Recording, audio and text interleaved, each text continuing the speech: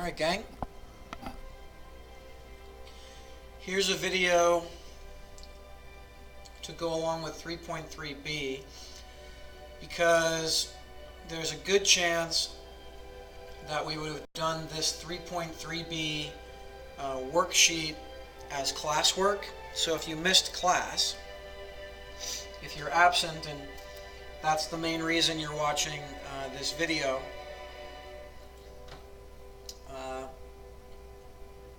what am I saying? You get it. Basically, I'm making this video because this is something you might have missed in class if you were absent. So, and it's going to be extra important when we like to do this stuff, and for me to emphasize, I guess, how important those equations and with the graphs are going to be. Anyway, so what you're supposed to do here is plug, again, like these x values are given for you, but again, like, don't ever be surprised if these need locked. Oh, this is embarrassing. Lock it down. Huh.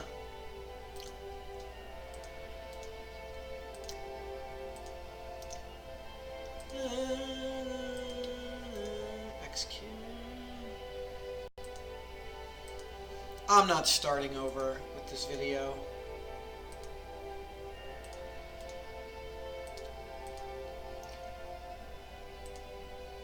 Ha. Alright, sorry about that. Oops, oh, too far. Anyway, what was I saying? Oh yeah. So these values are given for you already in the table, but sometimes you have to just kind of come up with your own. But usually the ones you're going to pick are, a few negatives. You're going to plug in 0, some positives. Plug in, find some easy numbers to plug in. So, ooh, this is interesting. The equation says that y will equal x squared plus 1. And so let's see what pairings we come up with. If you plug in -3, you know what, I want to emphasize this, I guess. Take the moment here. If you plug in -3, okay, especially when it comes to what you are plugging into your calculator. If you are supposed to be squaring the x, and what x is -3, make sure you are squaring not just the 3, but -3. This is why I have that, little green tattoo on my wall in the classroom. At least in 2018, it's there. Because it's very, very, very important to have these parentheses around the -3. Again, especially when it comes to what you're punching into your calculator. Because people, if that's all you plug into your calculator, without the parentheses, your calculator is going to give you the wrong answer. This is not -3 squared. It's just 3 squared with a negative out in front. So, just I hope that's enough of an explanation, because I'm going to move on now. So, when you do -3 squared, you get +9, and then when you add 1, you get 10. All right. So that's a 10. And then when you plug in -2, you're going to square -2, and you're going to get +4. And then when you add 1, that would make y 5. All right. Now, pause the video and try to finish the rest of the table, and then, plot all the points, okay? Like -3, 10 would be one of your points because of this pairing, and then negative 2 comma 5 is another point because it's another solution to the equation. So again, pause the video if you haven't already and finish the table and plot all these points. All right, now that you've unpaused, that is what the rest of the table looks like. And so what we have here is 1, 2, 3, 4, 5, 6, 7 solutions.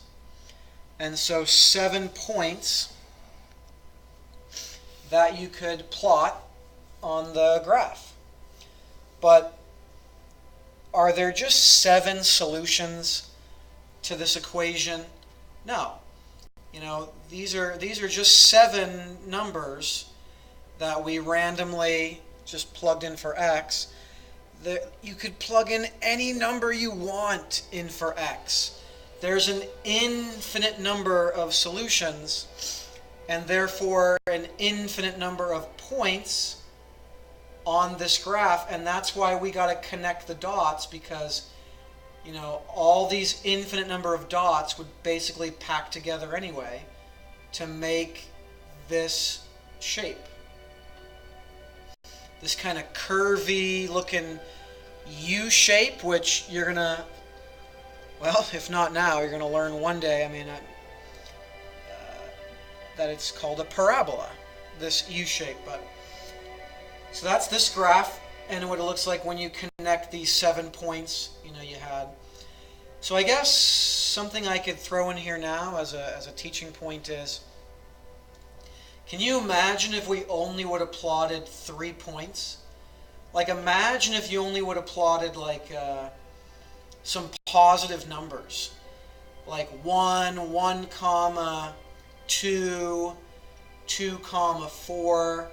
You know, would you have known that the graph would have, like, you know, pulled like a literal U-turn here and then went up here? Like, so what I'm saying is we only graphed 7 points, and arguably that might not have been enough for you to realize that the graph does this U shape, you know, and it's curved at the bottom, not sharp. It's not a sharp turn with a corner. It's curved. So anyway, what I'm really trying to get to here, slowly but surely, is that the more points you generate, the more solutions in a table you generate, the more accurate your graph will be, because the more dots to connect, the better. Anyway, the next examples should go fairly quickly, but please try this on your own. So pause the video first. Okay, once again, when you plug in -3, make sure you utilize parentheses, and this is the table you should get. Those are all the corresponding y values you get. So this one, for example, the first one, y would equal, you know, -3 squared minus 2. You know, so when you plug in -3 for x, this is what you get, and -3 squared is +9. If you're not thinking about that the correct way, or if you're not plugging it into your calculator, parentheses and all, you might be wrong. It's +9 and then -2. So that's where I'm getting the 7 from. And so therefore, one of your xy pairs, one of your points is going to be -3 comma 7. And so there's the final graph. And again, just from those 7 points, those 7 solutions, I can figure out, I mean, at least I can, how to connect those dots. But again, the more points, the better. And there we go. Number 3, hopefully you already know from past experience that what this says is y equals the absolute value of x minus 3. Absolute value, technically, if you look in a textbook or Wikipedia or something, absolute value of a number means the distance from 0 on a number line. And distance is always a positive thing, you know. Like the absolute value of -8, how far away from 0 is -8 on a number line? Well, 8. That's how far away it is. And so it's always positive. But at the same time, what's the absolute value of 8? That would also be 8. So I think what a lot of people, like I know myself, I can at least speak for myself, it didn't take me very long to basically translate it into my own definition, which is basically the absolute value of a number. When you take the absolute value of a number, if it's already positive, then so be it. But it'll make the number positive if it's not already positive. If it's already positive, it just keeps it whatever. It's still positive. But if you're taking the absolute value of a negative number, it turns it positive. So just kind of doing this one real quick, this first one. If you say that x is -3, then the equation becomes y equals the absolute value of -3 minus 3. Okay? And the absolute value of -3 is positive 3. And then when you minus 3, you get 0. So that would be 0, and one of your solutions, and therefore one of your points would be -3, 0. Let's do one more just for good measure.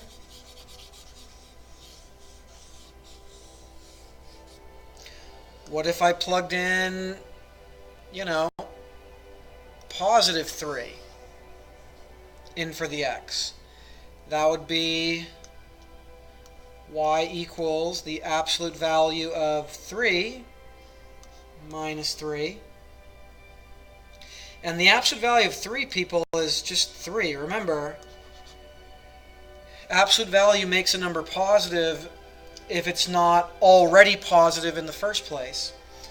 And again, the technical definition is the distance, the positive distance from 0 on a number line. And so y would end up equaling 0.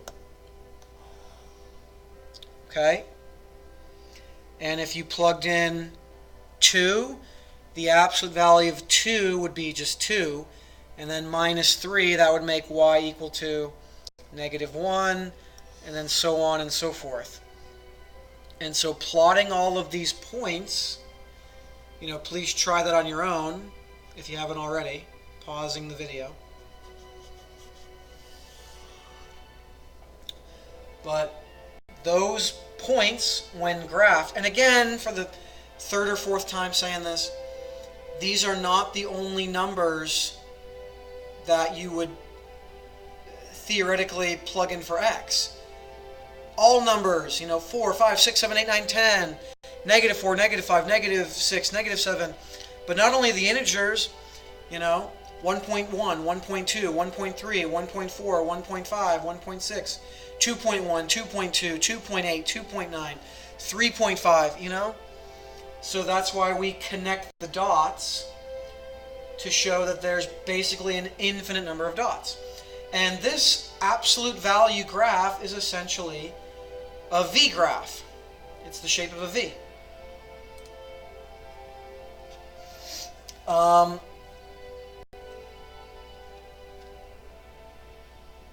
Now, we're getting into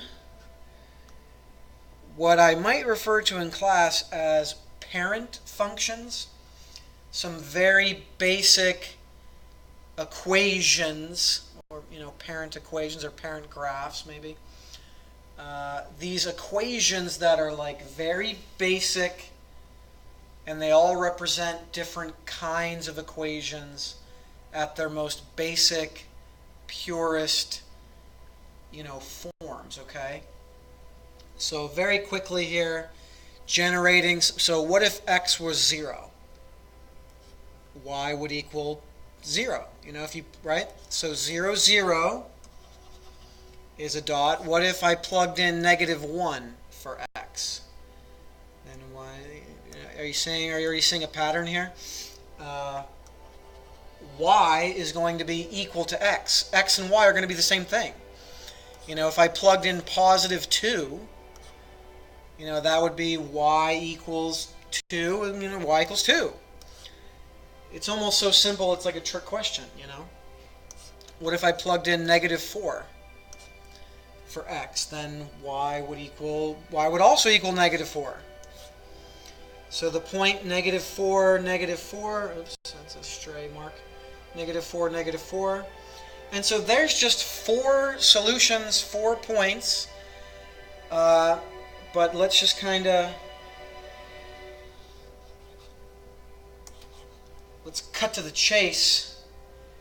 And, despite my imperfect sketching here, this is going to be a perfectly straight, perfectly uphill diagonal, straight line. And that is the graph of y equals x. Now, before I sprint forward here and just kind of blast through the rest of these,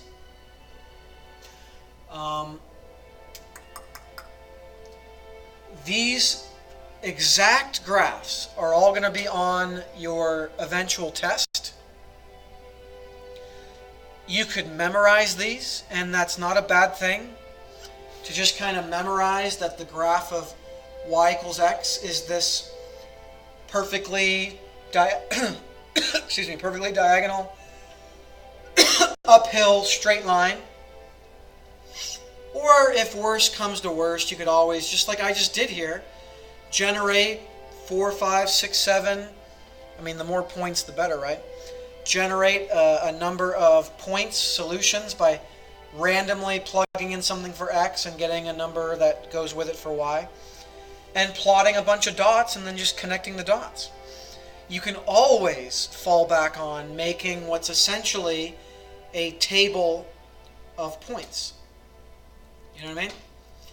If you were to make a table of points for y equals -x, you would get a graph that looks like, oh my gosh,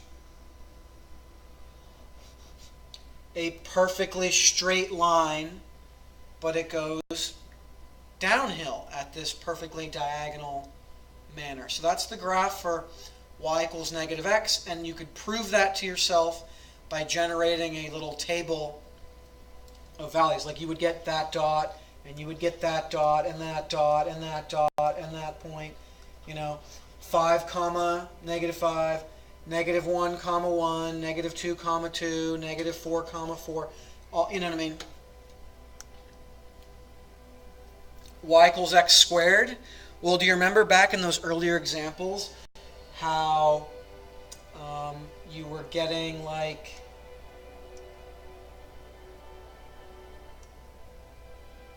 oops, what am I doing? You were getting what was basically a U graph for y equals x squared. So remember that y equals x squared is essentially this curvy U shape that has like that low point, where it completely turns around at 0, 0. Because again, if you were to plug in 0 for x, y would equal 0. And so 0, 0 is a point. Just like 1, 1 is, and -1, 1, and -2, 4, But just memorizing that these graphs look like this. And I'm just making a very generic sketch, but so y equals x cubed doesn't need to be a perfect graph, but that's what, see how it curves? That is what your graph sort of looks like for y equals x cubed. And it's not perfect because, technically, it should be going through that point, and that point, right? But I'm not going to be like super worried about your graph passing through the correct points. You just need to remember overall that this basic uphill line sketch for y equals x, basic downhill sketch for y equals negative x, this U shape for y equals x squared, that basic shape for y equals the absolute value of x. Remember that one example we did like a few minutes ago? You get a V. All right? Absolute value graphs make a V shape. And this one would need to have its corner, its vertex, at 0, 0. And then this graph is a very interesting one. Yeah? This one actually, and I'll even try to make it like super nice here.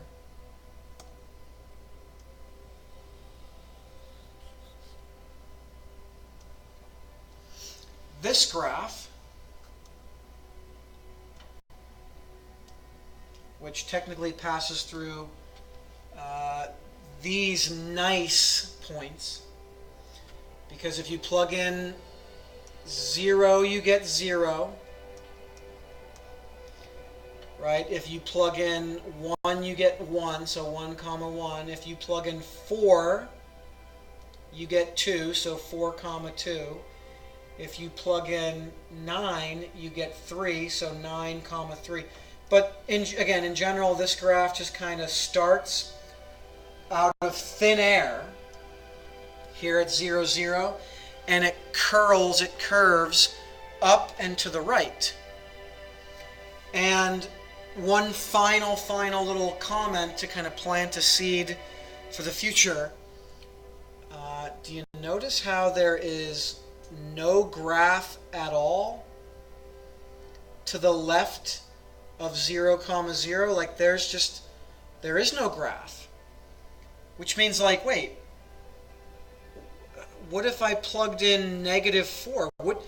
Wouldn't I get a point somewhere? Like if I plugged in -4, what would I get? Because wouldn't that be a point somewhere over here with -4? So what would I get? Like y equals the square root of well, gang, like if you're still confused, please do this on your calculator and tell me what you get. And I'm not going to go like super in depth right now, but the bottom line is there is no point over here with x being -4. And yes, this graph for y equals square root of x just starts out of thin air here at 0, 0 and curls off to the right, up and to the right forever. And that's the y equals square root of x graph.